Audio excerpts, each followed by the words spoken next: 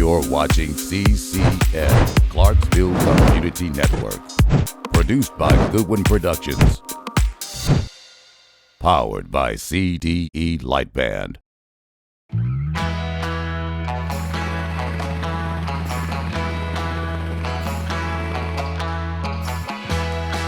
Today I'm on shift at Vanderbilt Life Flight 3 in Clarksville, Tennessee. I am one of the nurses, and we are the medical team that work actually in the back of the aircraft. So if and when we get a call either to a hospital for interfacility or a scene call for EMS, such as a wreck on the interstate or anything like that, it would be me and my partner that would actually care for the patient once EMS or the ER physicians and staff give us the care of the patient at that point in time.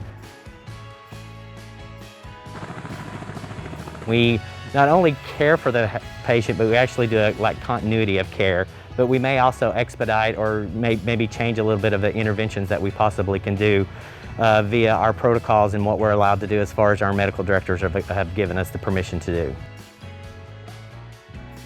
I have been in the medical field about 28 years.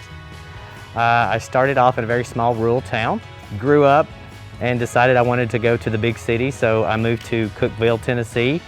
Worked up there in their CVICU for about 2 or 3 years in their open heart unit, and then decided I needed a bigger move. So being in between Nashville and Knoxville, I decided to come to Nashville. So went to Nashville and started working at Vanderbilt in 1999. We actually just did our numbers, and I have 1,553 transports.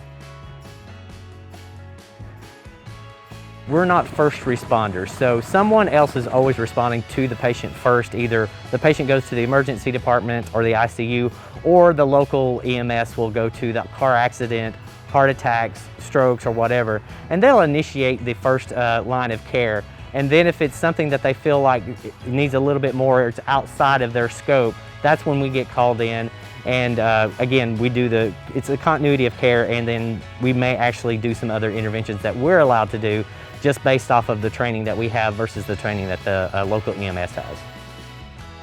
We really concentrate on the safety aspects first, and that just takes a little while, even to the point of how do you put a seatbelt on in an aircraft? How do you put a helmet on in the aircraft? Not only that, but how do you take those things off? When I have new crew members come on board and they start getting antsy, and I look at them and say, until that pilot gets upset, there's no reason for you to get upset. And the thing about it is if he gets upset, there's absolutely nothing you can do anyway. So he is going to take care of you, because at the end of the day, we all want the same thing, and that's to go home to our family. At the very end of each flight, we all sort of kind of group as a crew, and we call it a debrief. And essentially we go, okay, is there anything that we could have done better? Is there anything that we did really well, like for best practice? And then typically we'll just talk about the flight itself. The bases actually have 4 pilots, and they're consistently here. So you'll usually have 2 pilots that will cover a day shift and a night shift, and then the next go around it'll be a day shift and night shift. So they're more consistently here. Each base, to be fully staffed, has anywhere from 10 to 12 crew members, and that's a mixture of registered nurses and paramedics. My journey is a little bit different than everyone else's. I started in the emergency room at Vanderbilt as a staff nurse, moved myself up into a charge nurse, and had always seen Life Flight come in and thought that would be something I wanted to do.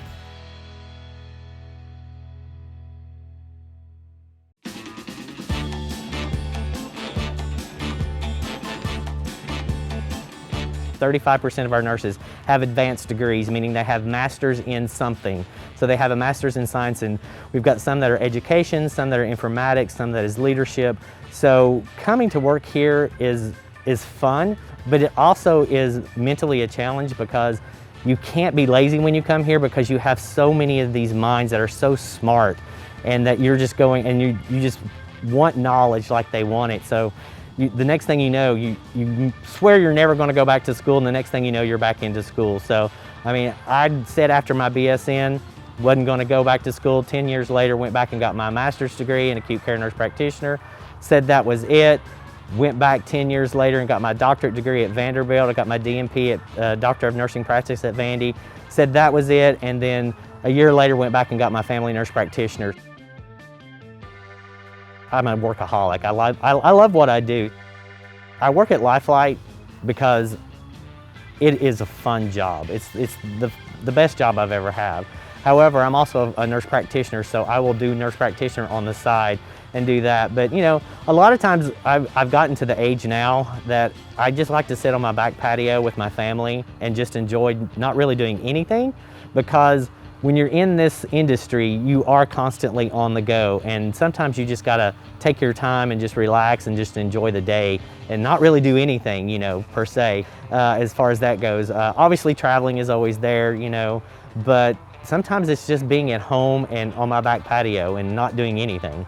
So this is one of the things I tell everybody. I grew up in a rural town. I grew up in Pickett County. It's the smallest county in the state of Tennessee. So you got a small town boy who was not supposed to do half the things that I was supposed to do. And so if you feel like you have a dream, go for the dream, because it can happen.